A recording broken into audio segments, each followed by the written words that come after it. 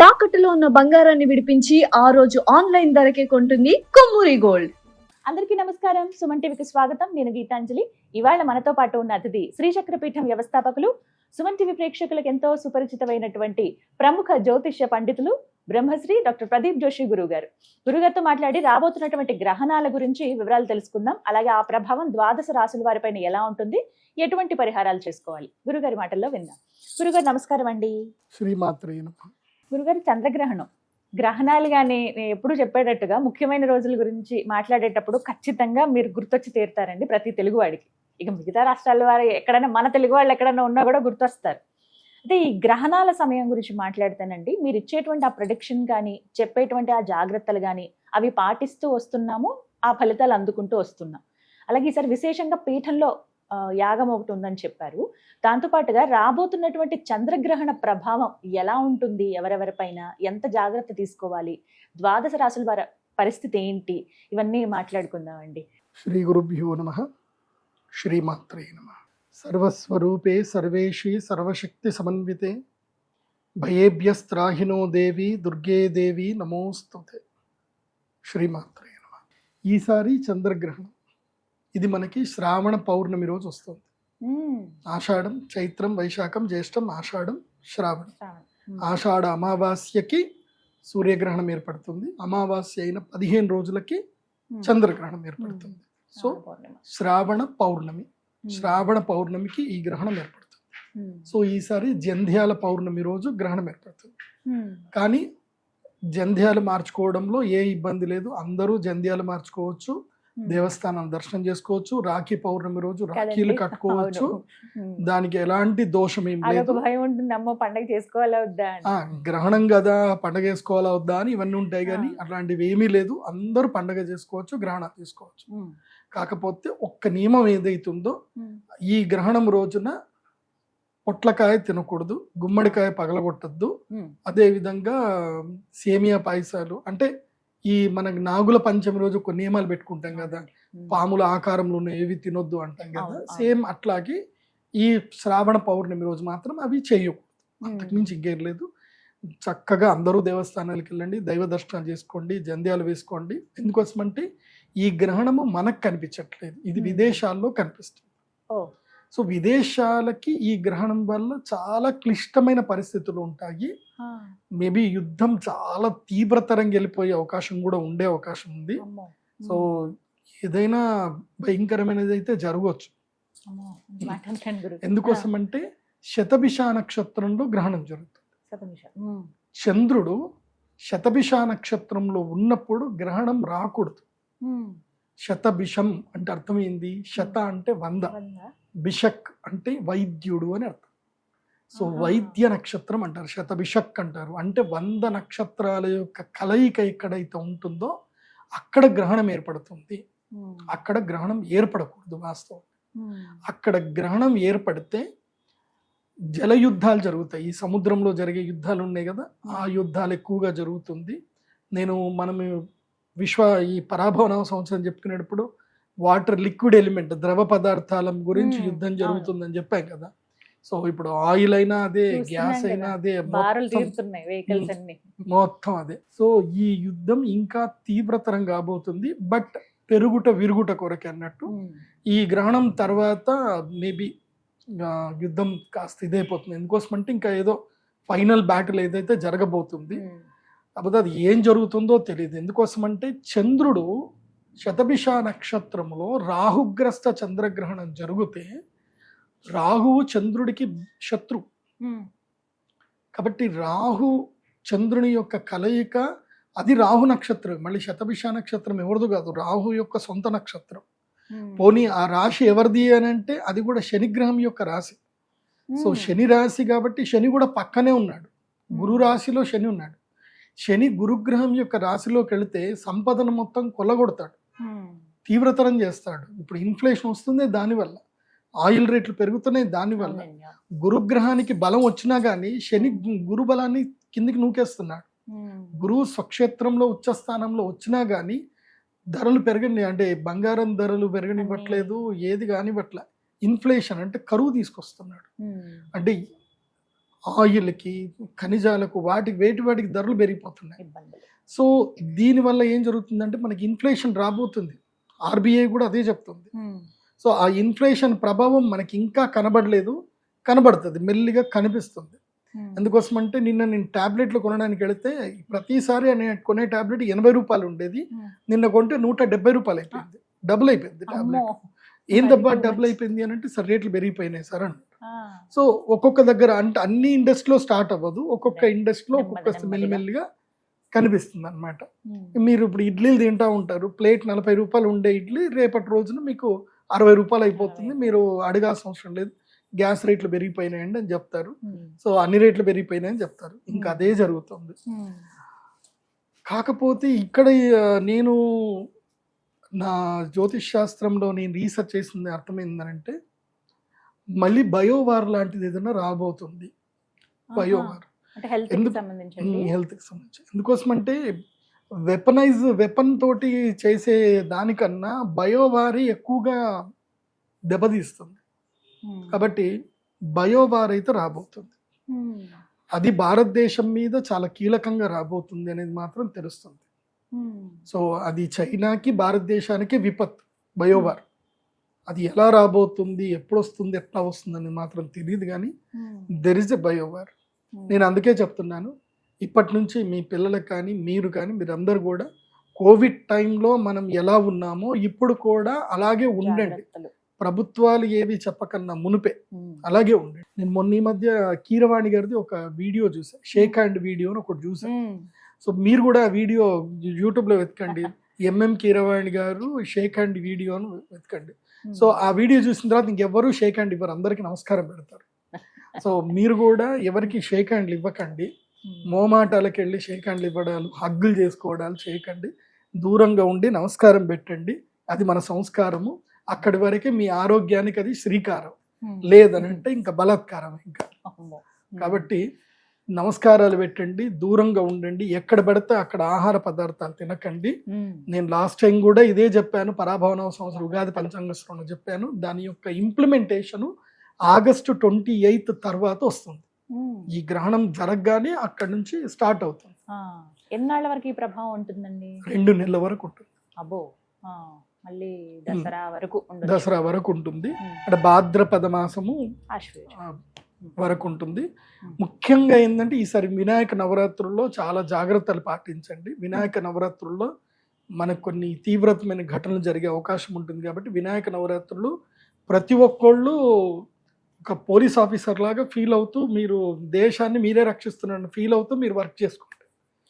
చాలా కాన్షియస్గా ఉండండి. అందరు కూడా దేశాన్ని మీరు కాపాడాలి, మీ చుట్టుపక్కల వాళ్ళందరినీ కాపాడాలి, మీ చుట్టుపక్కల పరిసరాలు అన్నింటిలో కూడా ఒక డేగ కన్ను వేసి ఉంచండి, దేనికైనా మంచిది.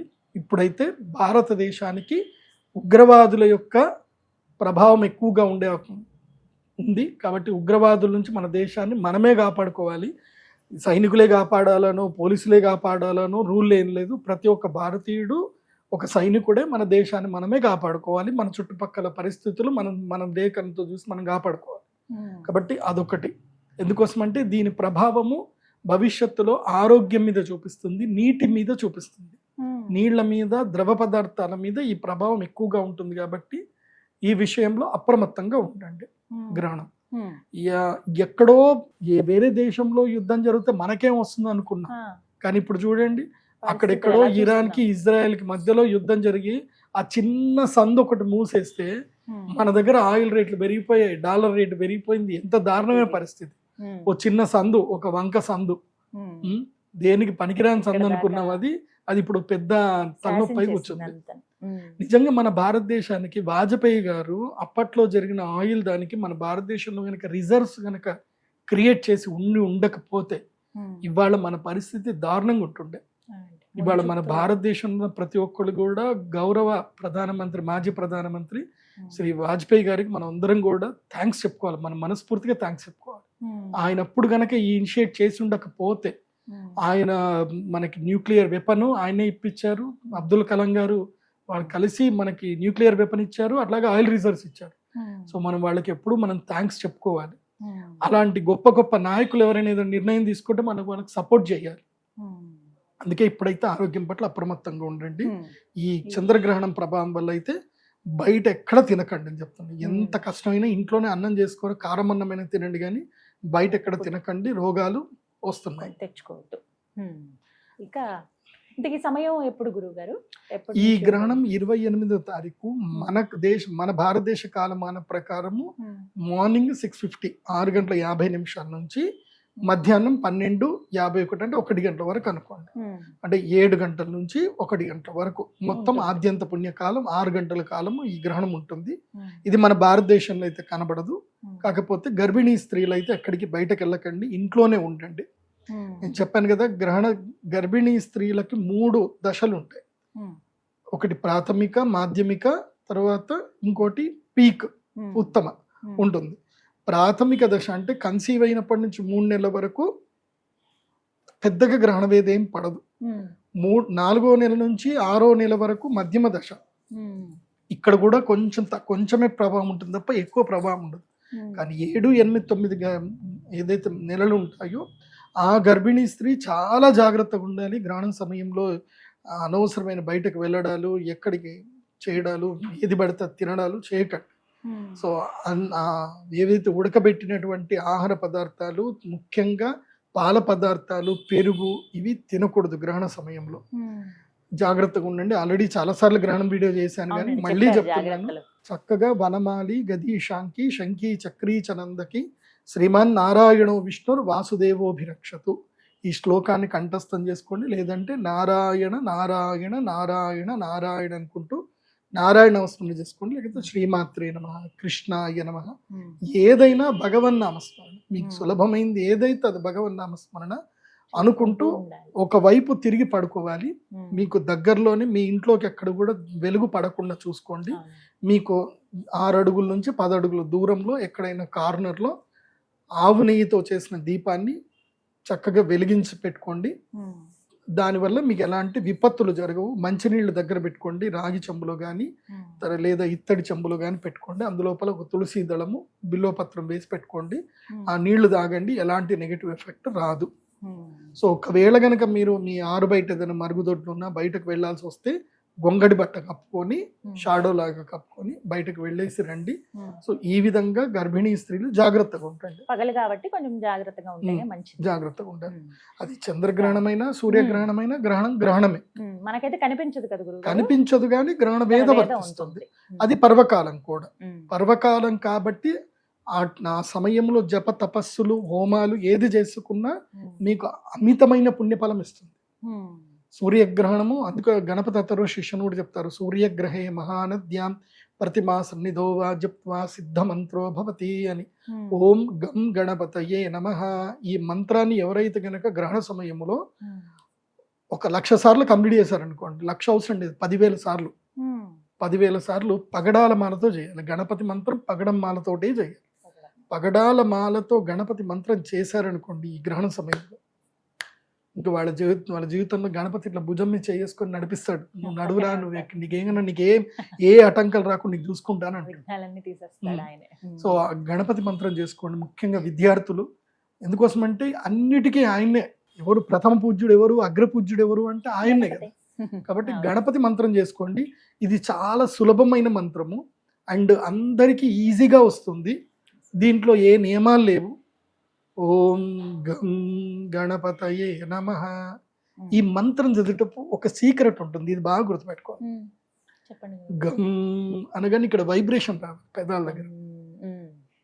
గం అనుస్వారం రావాలి. ఓంకారంలో అనుస్వారము, గకారంలో అనుస్వారం.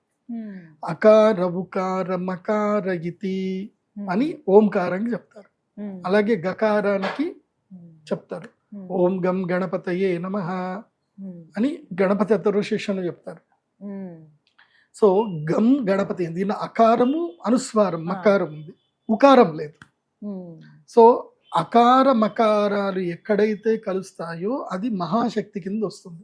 అది గరిమాశక్తి అంటారు. గరిమాశక్తి అంటే చాలా బలమైన శక్తి అని అర్థం. అనిమాది అష్టసిద్ధుల్లో గరిమా సిద్ధి అనేది ఉంటుంది. ఆ గరిమా సిద్ధి మన గణపతి నుంచే రావాలి. సో అందుకే గం గణపతయే నమః.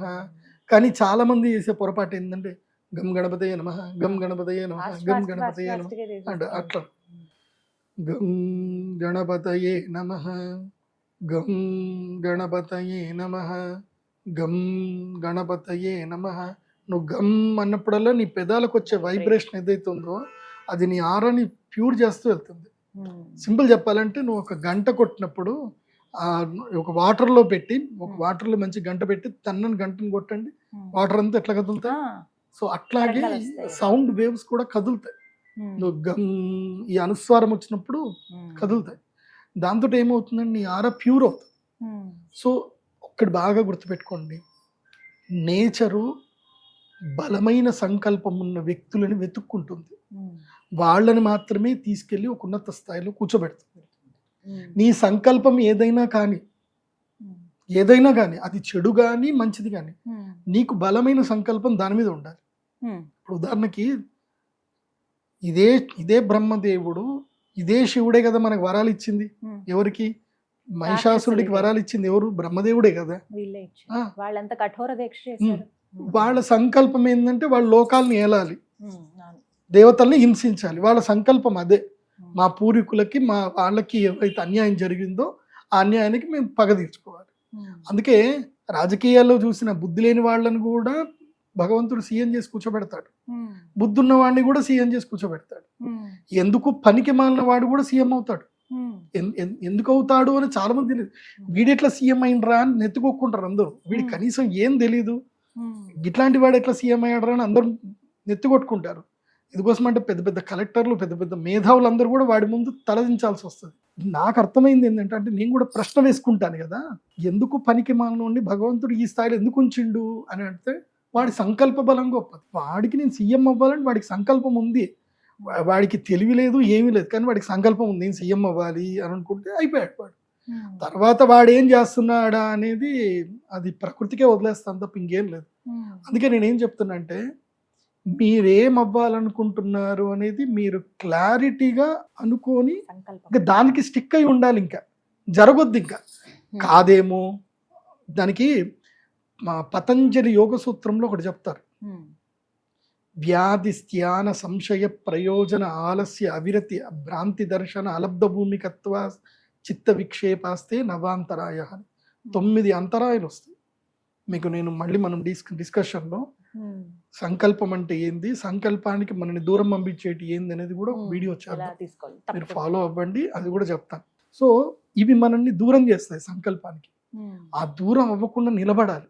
అలా నిలబడ్డోడే గొప్ప స్థాయికి వస్తాడు. గొప్ప స్థాయికి ఎలా వస్తాడు అంటే, నీ సంకల్పం మీద నువ్వు బలవంతంగా నువ్వు భయంకరంగా కష్టపడుతున్నావు అనుకో, నేచర్ నేను అబ్జర్వేషన్ చేస్తుంది, నీకు పరీక్షలు పెడుతుంది. నువ్వు అన్నీ నెగ్గావు అనుకో, తీసుకెళ్ళి నేను అడుగు కూర్చోబెడుతుంది. అది నువ్వు ఎవడివైనా సరే, నువ్వు ఎందుకు పనికిరాని కోన్కిస్కావైనా సరే నేను తీసుకొచ్చి అక్కడ కూర్చోబెడుతుంది. నేను ఎంతోమందిని చూసిన, కౌన్సిలర్ స్థాయిలో ఉన్నటువంటి వ్యక్తిని ఇప్పుడు పిఎం చేసింది సంకల్పం. ఎవరెవరు అందరూ చూడండి. ఇప్పుడు మన గౌరవ ముఖ్యమంత్రి రేవంత్ రెడ్డి గారు చూసుకోండి, ఆయన ఒక మామూలు స్థాయి నుంచి ఇంత స్థాయికి వచ్చి ఒక స్థాయిలో సీఎంగా ఎదిగారు అంటే ఎంత గొప్ప స్థాయి అనేది. ఆయన అంటే సీఎం గారి కొడుకు కాబట్టి, జగన్మోహన్ రెడ్డి కాబట్టి, ఆల్రెడీ వైఎస్ఆర్ కొడుకు కాబట్టి ఆయన అభిమానం ఈయనకు వచ్చింది అనుకుంటాం. కానీ ఆయన శక్తి కూడా ఉంది. కానీ ఒక్కొక్కళ్ళు నేను చూస్తున్నా కదా, చాలా మందిని, వాజ్పేయి గారు చూసుకున్నా, నరేంద్ర మోదీ గారు చూస్తున్నా, కొంతమంది రాజకీయ నాయకులను చూస్తున్నాం కదా, వాళ్ళు ఎంతో కష్టపడి సంకల్పం మీద స్టిక్ అయి ఉన్నారు, ఎటు డైవర్ట్ కావాల. సో మీరు కూడా డైవర్ట్ కాకపోతే అద్భుతాలు సాధించవచ్చు గ్రహణం సమయంలో చేసుకోండి. గురుగారు, ఇక ఈ రాహుగ్రస్త చంద్రగ్రహణం ఆగస్టు 28 శ్రావణ పౌర్ణమి రోజున, మరి ఈ ప్రభావం ద్వాదశ రాశులపైన ఎలా ఉంటుందో తెలియచేస్తారా? మంచి ఫలితాలు ఎవరికి ఉన్నాయి, అధమంగా ఎవరికి ఉంది, అలాగే మధ్యస్థంగా? ఈ గ్రహణం వల్ల 4 రాష్ట్రాల వాళ్ళకి నెగిటివ్ ఉంటుంది, 4 రాష్ట్రాల వారికి పాజిటివ్ ఉంటుంది, 4 రాష్ట్రాల వాళ్ళకి నార్మల్గా ఉంటుంది. కాకపోతే ఈ గ్రహణం టైంలో ఏంటంటే, మీకు సూర్యగ్రహణంలో ఎవరెవరికైతే బెనిఫిట్స్ వచ్చాయో, సూర్యగ్రహణం, అందుకు మనం సూర్యగ్రహణం డిస్కస్ చేసేటప్పుడు నేను మీనరాశి గురించి ఎక్కువ చెప్పలేదండి. ఎందుకు చెప్పలేదు అంటే, వాళ్ళకి ఆల్రెడీ ఏలినాటి శని ఉంది. సూర్యగ్రహణం ఒక్కటి బెనిఫిట్ ఇచ్చింది, 15 రోజుల వరకే బెనిఫిట్ ఇస్తుంది. కానీ చంద్రగ్రహణంకి ఇటు ఏలినాటి శని తర్వాత గ్రహణం 2 పట్టుకొని పిండేస్తాయి. సో మీనరాశి వారికి ఈ గ్రహణము నెత్తి మీద గుదిబండేసేస్తుంది. మీకు ఏ సంబంధం లేకుండా ఏదో వర్షం పడుతుంది కదా అని చెట్టు కిందకి వెళ్ళి నిల్చుంటారు, అక్కడనే పిడుగు పడుతుంది. సో అట్లుంటుంది. సో మీరు ఎంత సేఫెస్ట్ ప్లేస్ అనుకున్నా మీకు అదే టార్గెట్ ప్లేస్ అవుతుంది. కాబట్టి మీనరాశి వారు ఎంత అప్రమత్తంగా ఉంటే అంత మంచిది. ఈ గ్రహణము కుంభరాశిలో ఏర్పడుతుంది కాబట్టి ద్వాదశ స్థానములో కుంభరాశికి మీనరాశిలో జరుగుతుందంటే మీనరాశి కుంభరాశి ద్వాదశ స్థానము. కాబట్టి తన ద్వాదశ స్థానంలో గ్రహణం జరుగుతుంటే అనవసరమైన ఖర్చులు అవుతాయి. మోసగాళ్ళు మీ ఇంటికి వస్తారు, మోసం చేస్తారు. ఈ మధ్య చాలా మంది మోసాలు నేను చూస్తున్నాను. మనకి ఆ వీడియో కూడా ఒకటి చేయాలి.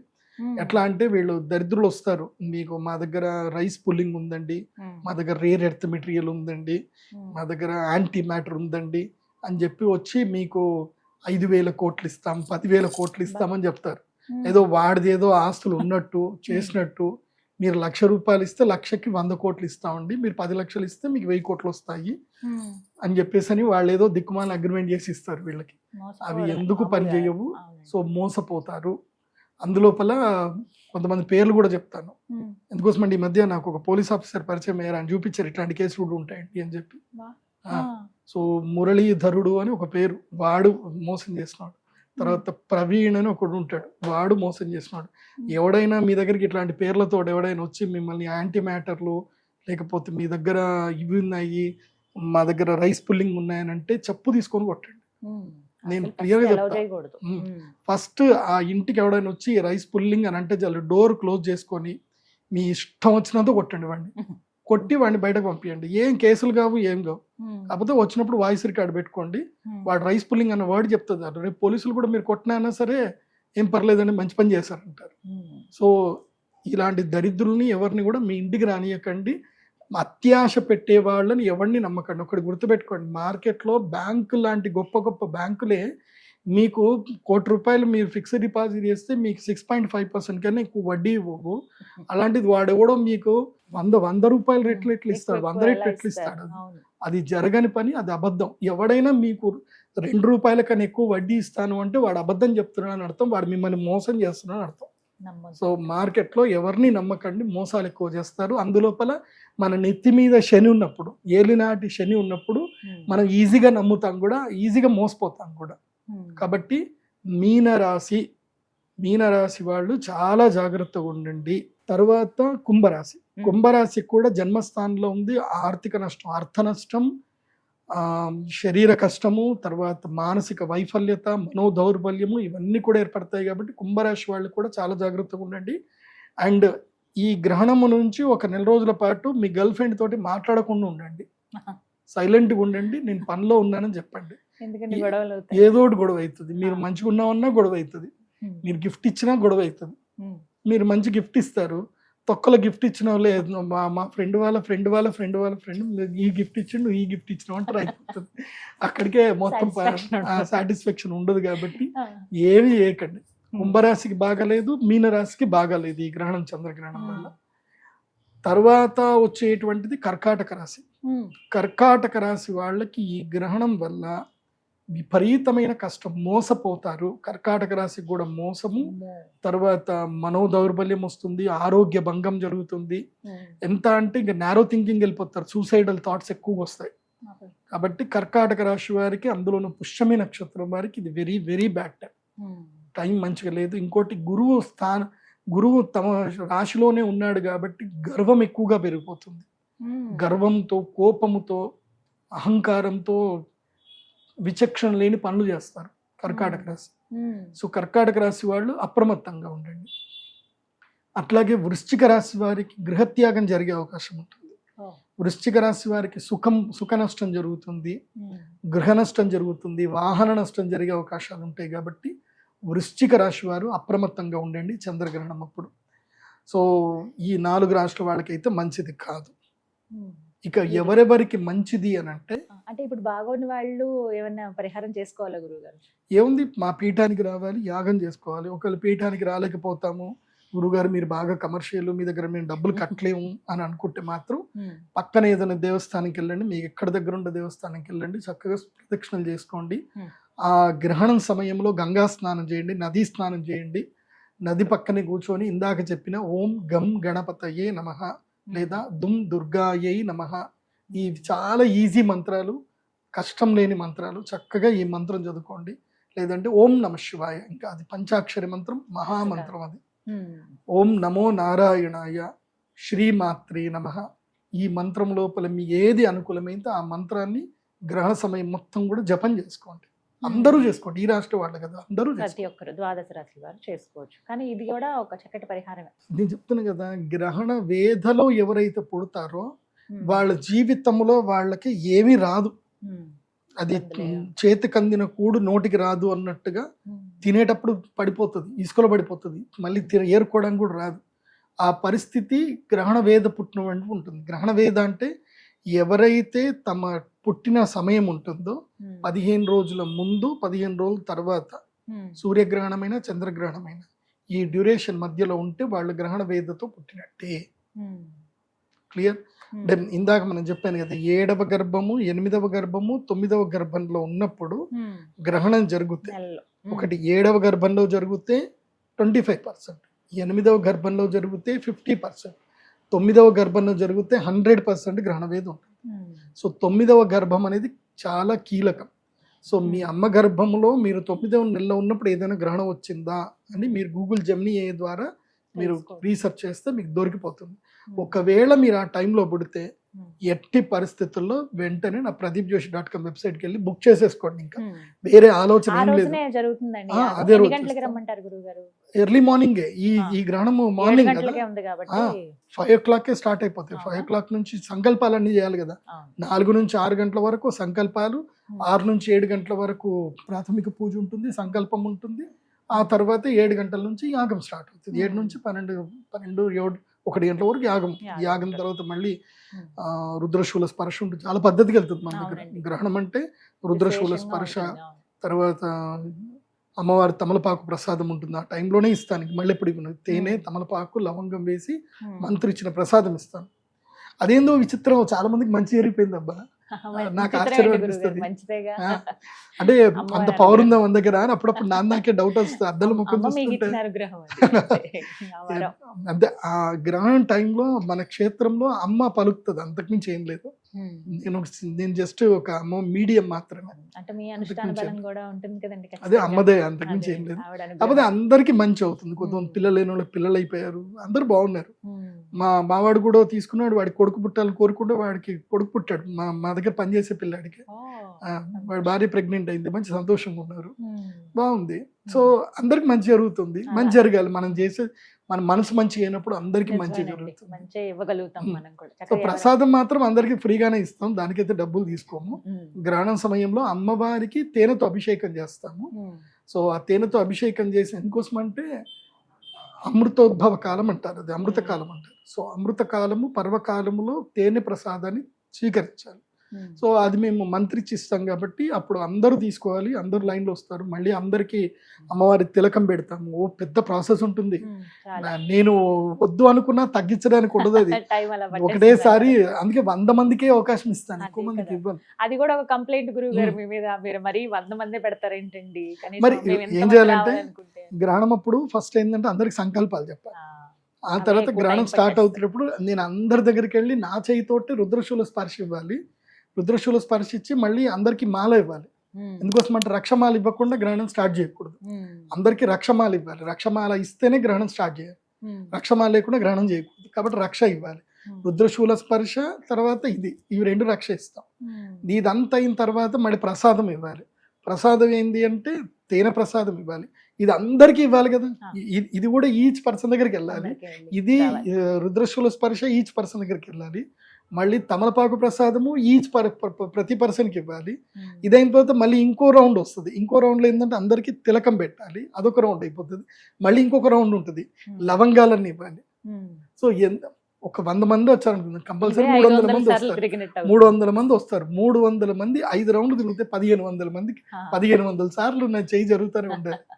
ఆ ఉన్న 4 గంటల్లో ఎంతమందికి చేయాలి? అందుకే అవి దృష్టిలో పెట్టుకుని అంతే, అంతకుమించి ఎక్కువ మందిని రానిచ్చేదే లేదు.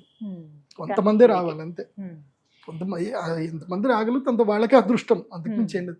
ఇంకోటి ఏంటంటే మా అమ్మవారు సెలెక్ట్ చేసుకుంటదేమో అనిపిస్తుంది. అంతేనా? ఇంతమంది అంటే అంతమందే వస్తారు, మేము బియ్యం పెడతాం కదా, ఇంతమంది వస్తారు అనుకొని నేను ఒక లెక్కేసుకొని చెప్తాను, ఇంతమందికి బియ్యం పెట్టరా అంటే అంతమంది వస్తారు, అన్నం అస్సలు మిగలదు మా దగ్గర. సో అంతే, అమ్మ లెక్కేసుకుంటుంది అది. ఆ అమ్మవారు మా పీఠానికి మీరు వచ్చారు అంటే అమ్మవారు మిమ్మల్ని పిలుచుకుంది అని అర్థం, లేకపోతే మీరు రాలేరు. ఒక ఆయన అమెరికా నుంచి వచ్చాడు, ఆయన అమెరికా నుంచి ఆయనకి చాలా సింపుల్గా వచ్చాడు ఇక్కడి గుడికి, కానీ జస్ట్ అనకాపల్లి నుంచి ఇక్కడికి రాలేకపోయారు. వైజాగ్లో క్లయింట్ ఉంటాడు, వస్తాను గురూజీ అంటాడు, వాడు రాలేకపోయాడు. ఇంకోటి బెళగాంలో ఒక క్లయింట్ ఉంటాడు, వాడు 3 సంవత్సరాల నుంచి గ్రహణం ఎప్పుడు గురూజీ నేను వస్తాను అంటాడు. వాడు అక్కడ సెంట్రల్ కోఆపరేటివ్ బ్యాంక్ చైర్మన్, వాడు ప్రతిసారి వస్తానంటాడు, వాడు రాలేకపోతాడు. అరే నీకు ఇంక ఇన్విటేషన్ రాలేదురా, అమ్మవారి ఇన్విటేషన్ వస్తే నువ్వు ఆటోమేటిక్ వస్తావు.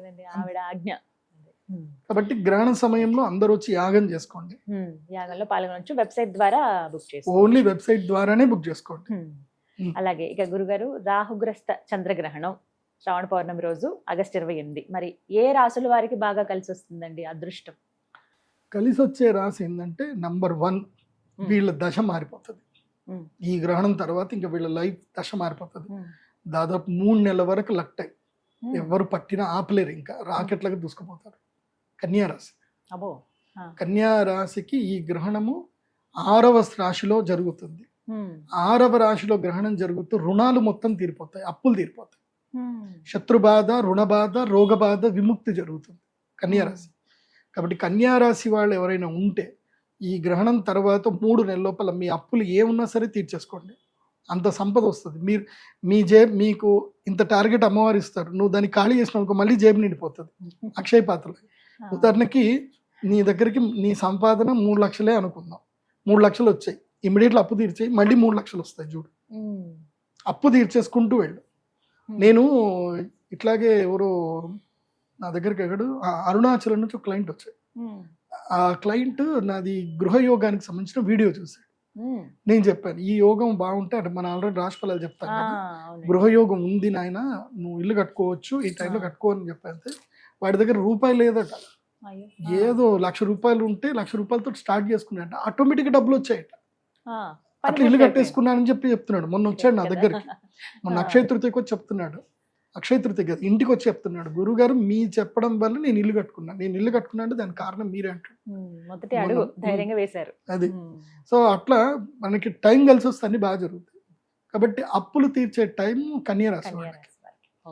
ఆ తర్వాత ఇంకా ఎవరికి అనంటే దశమ ఏకాదశ స్థానాలు ఎవరికైతే అవుతాయో వాళ్ళకి బాగున్నట్టు. సో ఇది ఎవరికి కుంభరాశిలో జరుగుతుంది. సో కుంభరాశి ఏకాదశ స్థానం ఎవరికి అవుతుంది అని అంటే మేషరాశి వారికి. మేషరాశి వారికి ఏలినాటి శని ఉన్నా కానీ ఈ గ్రహణ ప్రభావం చేత మీకు వినాయక చవితి వరకు అదృష్ట యోగం ఉంది. వినాయక చవితి వరకు మీరు పట్టిందల్లా బంగారం. వినాయక చవితి వరకు మంచి టైం, లాభములో గ్రహణం జరిగితే అరిష్టాలన్నీ దూరం అవుతాయి. కాబట్టి మీకు ఏమైనా సెటిల్మెంట్స్ ఏమైనా చేసుకునేది ఉన్నా, ఏదైనా సమస్యల నుంచి బయటకు పడేది ఉన్నా తొందరగా మీ పనులన్నీ చేసుకోండి, బాగుంటుంది. కాబట్టి మేషరాశి వారికి ఏలినాటి శని ఉన్నా కానీ భాద్రపద పౌర్ణమి వరకు వీళ్ళకి లైఫ్, ఇప్పుడు మన వీడియో గేమ్లు ఆడినప్పుడు మనకి ఏదో లైఫ్ వస్తుంది కదా అన్నట్టుగా వీళ్ళకి లైఫ్ ఎవరి మేషరాశి వాళ్ళకి ఏవైనా పనులు చేసుకోవచ్చండి. ఏదైనా అంటే క్లియర్ చేసుకునే పనులు, కొత్త పనులు స్టార్ట్ చేయ క్లియర్ చేసుకునే పనులు. బిజినెస్ లో ఏమైనా చేసుకున్నది ఉంటే అతి జాగ్రత్తగా చేసుకోవాలి జ్యోతిష్ శాస్త్ర పండితుని. ఎందుకోసం అంటే శని ఏం చేస్తాడు అంటే ఆతృత పెడతాడు, ఆతృత పెట్టి డబ్బులు ఎక్కడన్నా పెట్టిస్తాడు. మొత్తం మనకి సింపుల్ చెప్పాలంటే మనకి ఏలినాటి శని ఉంది అన్నప్పుడు శని మనకి ప్యాంపర్ చేస్తాడు. ఎలాగంటే చాలా పక్క ల్యాండ్ 30 లక్షలండి, ఇది జస్ట్ 4 లక్షలకే ఎకరం, వాడు 30 లక్షలు. ఏంది అంటే ఏం లేదండి, వాడికి ఏదో సమస్య ఉంది, వాడికి డబ్బులు కావాలి కాబట్టి వాడు 4 లక్షలకు అమ్ముతున్నాడు, ఛాన్స్ మిస్ అయిపోతుంది, మీ ఇష్టం. మనకు అది ఆ లాజిక్ మనం పట్టుకోం. వాడు 30 లక్షలు పక్క ల్యాండ్ అమ్ముతున్నాడు, 4 లక్షలకి అమ్ముతున్నాడు లాజిక్ మనం పట్టుకోం. సో ఆ లాజిక్ లేకుండా దాన్ని పోతాం, కొనేస్తాం. తీరా కొన్ని అంత అయిన తర్వాత వాడు అక్కనో చెల్లో వాడు తమ్ముడో ఎవడో ఒకడు వచ్చి కేసేస్తాడు. వాడు డబ్బులు వాడు తీసుకొని వాడు దురుక్కొని వెళ్ళిపోతాడు. ఇక వీడు కోటు చుట్టూ వీడు దురుక్కుంటూ కూర్చోవాలి.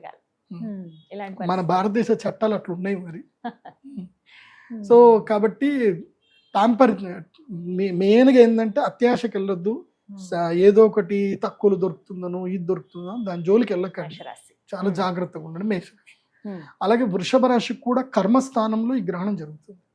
కాబట్టి వృషభ రాశి వారికి ఈ కర్మస్థానంలో గ్రహణం జరగడం వల్ల ఒకటి ఏంటంటే మీ లైఫ్ అంతా కూడా మీకు ఒక 5 నిమిషాల్లో మీ జీవితం మొత్తం మీ కళ్ళ ముందుకు వచ్చేస్తుంది. మిమ్మల్ని మోసం చేసే వాళ్ళు ఎవరు, మీకు అన్యాయం చేస్తుంది ఎవరు, మీ వాళ్ళు ఎవరు, మీ వాళ్ళు కాని వాళ్ళు ఎవరు, చూపించేస్తుంది. ఇవన్నీ కూడా ఈ గ్రహణం తర్వాత ఒక నెల రోజుల్లో మీకు అన్నీ తెలిసిపోతాయి. దానితోటి మీ కర్మ ఏంది, మీ కర్మ ఏంది రెండు తెలుస్తాయి. మీరు ఏ పని చేయాలి, కర్మ అంటే అర్థం ఏంటంటే మీకు ఏది వదిలించుకోవాలో అన్ని తెలిసిపోతాయి, ఏది వదలాలి ఏది పట్టుకోవాలనే క్లారిటీ మొత్తం వృషభ రాశి వారికి ఈ సమయంలో వచ్చేస్తుంది. కాబట్టి ఈ గ్రహణం వల్ల మెయిన్ బెనిఫిటెడ్ ఒక్కటి మాత్రం కన్యా రాశి వాళ్ళకి మాత్రమే బెనిఫిట్. మిగతా వాళ్ళకి సాధారణంగా సెటిల్మెంట్ చేసుకోవాలి, క్లియర్ చేసుకోవడానికి బాగుంది. అట్లాగే ధైర్యస్థానం ఎవరు అంటే ధనుస్సు రాశి. ధనుస్సు రాశి వారికి తమ ధైర్యస్థానంలో గ్రహణం జరుగుతుంది కాబట్టి విదేశీ ప్రయాణాల గురించి కానీ కాంపిటేటివ్ ఎగ్జామ్స్ గురించి కానీ ఏదైనా ప్రిపేర్ చేసుకునేది ఉంటే ధనుస్సు రాశి వారు చేసుకోవచ్చు. వాళ్ళకి ఇది మంచి టైం. ధనుస్సు రాశి వాళ్ళకి మెయిన్గా జీవితంలో ప్రోగ్రెసివ్ అవ్వడానికి, ప్రమోషన్ కానీ ఏదైనా ప్రోగ్రెసివ్ అవ్వడానికి ధనుసు రాశి వాళ్ళకి ఈ గ్రహణం ప్రభావం ఉంటుంది. ఒకటి బాగా గుర్తుపెట్టుకోండి, గ్రహణాలలో సూర్యగ్రహణం ఇచ్చినంత నెగిటివ్ అండ్ బెనిఫిట్ చంద్రగ్రహణం ఇవ్వదు. అవునా అండి? చంద్రగ్రహణం అంత శక్తి ఉండదు. సూర్యుడు ఆత్మకారకుడు. ఆత్మకారకుడు అంటే ఆత్మ చైతన్యం, అది దాని బలం కొడుతుంది. చంద్రుడు మనకారకుడు, మనస్సును బలంగా కొడతాడు. సో సైకలాజికల్ ఇంపాక్ట్స్ అన్ని కూడా చంద్రగ్రహణం వల్ల ఉంటాయి. తర్వాత మెయిన్గా కర్మ ఇవన్నీ కూడా పితృదోషాలు ఇవన్నీ కూడా మనకి సూర్యగ్రహణం వల్ల వస్తాయి. కాబట్టి జాగ్రత్తగా ఉండి గ్రహణాలు సద్వినియోగం చేసుకోండి. అందరు కూడా భగవద్ ఆరాధన చేయండి. గ్రహణ పర్వకాలం ఏదైతే ఉందో నేను చెప్పిన టైం 28వ తారీఖు మార్నింగ్ 6 o'clock నుంచి మధ్యాహ్నం 1 o'clock వరకు చక్కగా ఏదైనా దేవస్థానంకి వెళ్ళి మంచిగా దైవ ధ్యానం చేసుకోండి. ఎలాంటి అన్నము ఏవి తినకండి.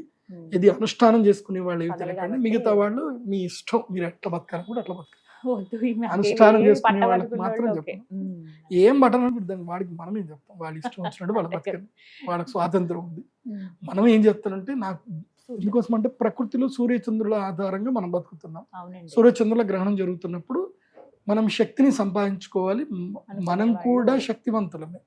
సో మనం కూడా దైవానికి ఆ టైంలో శక్తిని ఇవ్వాలి. జపం ద్వారా మాత్రమే మనం శక్తిని ఇవ్వగలుగుతాం.